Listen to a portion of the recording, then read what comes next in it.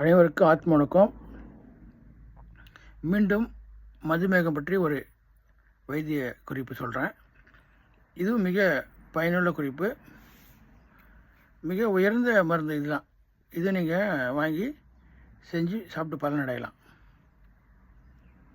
பூர்ணச்சந்துரோதயம் தங்க பஸ்பம் இது 10 கிராம், வெள்ளி பஸ்பம் 10 கிராம், ரசச்சந்தூரம் 10 கிராம், அயச்சந்தூரம் 10 கிராம், கந்தக பஸ்பம் 10 கிராம், கல்நார் பஸ்பம் 10 கிராம், அண்ட பஸ்பம் 10 கிராம், முத்துச்சிப்பி பஸ்பம் 10 கிராம், பவழ பஸ்பம் 10 கிராம், காந்த செந்தூரம் 10 கிராம், ஆமையோடு பஸ்பம் 10 கிராம், திரிவங்க பஸ்பம் 10 கிராம். திரிவங்க பஸ்பம் 10 கிராம் கிடையாது, 30 கிராம். திரிவங்க பஸ்பம் 30 கிராம். அப்ரேக் பஸ்பம் 60 கிராம். இது கூட ஒரு சூர்ணம் இருக்குது. இதை குரு நமக்கு சொல்லிக் கொடுத்த சூர்ணம், தனியாக அடுத்த பதிவில் சொல்கிறேன். இந்த சூர்ணம் அது இதோட இணைச்சி செய்கிறது. ஆனால் அந்த சூர்ணம் தனி முறை. அந்த முறையை நம்ம அடுத்த பதிவில் சொல்கிறேன். இதெல்லாம் ஒன்றா கலந்து மேற்கொண்ட சூர்ணம் ஒன்று இருக்குது பாருங்கள். அந்த சூர்ணம் நான் அடுத்த பதிவில் சொல்கிறேன். அது பெரிய பட்டியலாக இருக்கும். அந்த சூர்ணம் நான் சொல்கிறேன் அடுத்த பதிவில். மதுமேகத்துக்கு கலந்து சாப்பிட சூர்ணம் சொல்கிறேன்.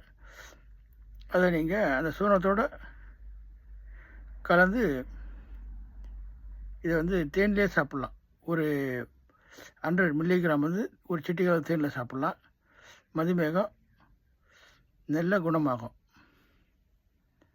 மீண்டும் அடுத்த பதிவில் இந்த சூர்ணத்தையும் சொல்லிவிடுறேன். நான் அப்போ இது அடுத்த பதிவு சொன்னால் தான் உங்களுக்கு அது பயன்படும். இதெல்லாம் பார்த்திங்கன்னா என்னுடைய குரு சுவாமி சிவபிரகாசம் அப்பாவுடைய உயர்ந்த முறை. அவர் சுவாமி நான்மதி பெருமாள் ஒரு பெரிய வைத்தியர். அவர்கிட்ட தான் இந்த முறையெல்லாம் கற்றுக்கிட்டாரு. நான்மதி பெருமாள் யாருன்னு பார்த்தீங்கன்னா ஆத்ம ஞானபிதா சுவாமி சிவானந்தபுரம் சொல்லிய பிரதான சீடர். அதுவும் இந்த ஜிடி நாயுடுன்னு இருக்கா பாருங்க, அவருடைய மூலிகை ஹெர்பல் கார்டனில் பல மூலிகைகள் எடுத்து மருந்து செஞ்சு ஜிடி நாயுடு புகழ்பெற்றவர். ஜிடி நாயுடு அவராலேயே புகழ்பெற்றவர். ஜிடி நாயுடு நான்மதி பெருமாள் புகழ்ந்து சில கடிதங்கள்லாம் எழுதி அவரை பாராட்டியிருக்காரு. அவரால் போற்றப்பட்டவர் தான் நான்மதி பெருமாள். அந்த வழியில், அந்த வம்சாவழியில் தான் நாமளும் வரோம். அதை நம்ம மிக பணிவாக நம்ம தெரிவிக்கிறோம். ஏன்னா இந்த மருத்துவம்லாம் பெரியவங்களுடைய அனுகிரகம்லாம் நம்ம சொல்ல முடியாது. நம்மளாம் இதை செய்கிறோன்னா ஏதோ ஒரு பூர்வஜன்ம புண்ணியம் பண்ணியிருக்குன்னு தான் சொல்லணும். இந்த சித்த மருத்துவத்தை வெளிப்படுத்துறதும் சரி, அதை கற்றுக்கிறதும் மற்றவங்களுக்கு பயனுள்ளதாக அமைக்கிறதும் எல்லாருக்கும் சொல்கிறதெல்லாம் ஏதோ ஒரு புண்ணிய பலன்களை தான் சொல்ல முடியுது. இதுக்கு நம்ம ஆத்ம ஞானபிதா சுவாமி சிவானந்தபுரம் சருக்கு தான் நன்றி சொல்லணும். அவங்களுடைய அருள் இல்லாமல் எதையும் வெளிப்படுத்த முடியாது. ஆத்ம ஞானபிதா சுவாமி சிவானந்தபுரம் சருடைய பிரதான சீடர் நான்மதி பெருமாள். அவருடைய பிரதான சீடர் சுவாமி சிவபிரகாசம். அவர் வழியில் நாம் வரோம். இப்போ நம்ம 4வது ஜெனரேஷனாக வர்றதுனால நம்மளை நாமே வெளிப்படுத்துறது அவ்வளோ முறை கிடையாது. அவங்களுடைய அனுகிரகத்தினால அதெல்லாம் சொல்ல வேண்டிய கடமையை நம்ம சொல்லிகிட்டு இருக்கோம். ஏன்னா இது ஒரு பதிவில் நம்ம சொல்லி தான் ஆகணும்.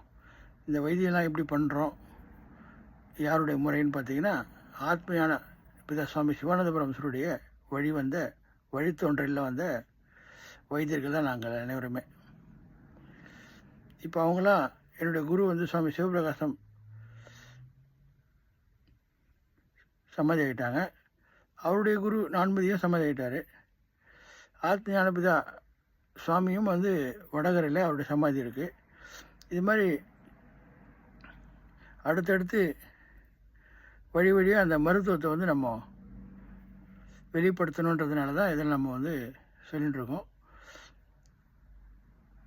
நீங்களும் இதை கேட்டு பயனடைங்க. மீண்டும் அடுத்த பதிவில் வந்து இந்த மதுமேக சம்மந்தமான இன்னும் ஒரு பல பதிவுகள் போட வேண்டியிருக்கு. போட்டுட்டு அப்புறம் அடுத்தடுத்த வேதியை சொல்கிறேன். ஏன்னா ஒரு வேதி எடுத்து அது சம்மந்தப்பட்ட முழுமையான எல்லா மருந்தையும் சொல்ல நம்ம நினைக்கிறோம். அது இந்த ஒரே மருந்து சொல்லிட்டு இருக்கேன். அடுத்தடுத்த பதிவில் வந்து இன்னும் பல நோய்களுக்கு மருத்துவ முறைகளையும் அதுக்கு வேண்டிய பரிகாரத்தையும் நான் சொல்கிறேன். ஆனால் எந்த மருந்து சாப்பிட்டாலும் முக்கியமாக வந்து புகைப்பிடிக்கக்கூடாது, மது அருந்தக்கூடாது. இதெல்லாம் வந்து மச்சமாமிசம், கறி மீன்லாம் அதிகமாக சாப்பிடக்கூடாது. இரவு நேரங்களில் வயிறு புடைக்க சாப்பிடக்கூடாது. எளிமையாக நைட்டில் சாப்பிட்ணும். காலை உணவு நல்லா சாப்பிட்லாம். மதியானம் வந்து நம்ம உழைப்புக்கு ஏற்ற மாதிரி அளவாக சாப்பிட்லாம். இரவு வந்து உணவை வந்து குறைச்சி சாப்பிட்டா மிக ஆரோக்கியம். அதனால் வந்து இதை நம்ம பதிவில் சொல்ல வேண்டியதாக இருக்குது. மருந்து மட்டுமே நோயை குணம் பண்ணாது. நம்மளுடைய ஒழுக்கமும் நம்மளுடைய பழக்க வழக்கம் தான் நம்ம நோயை வந்து பூரணமாக நம்மளை வந்து குணப்படுத்தும். மீண்டும் அடுத்த பதிவில் மதுமேகத்தை பற்றி சொல்கிறேன். அனைவருக்கும் ஆத்ம வணக்கம்.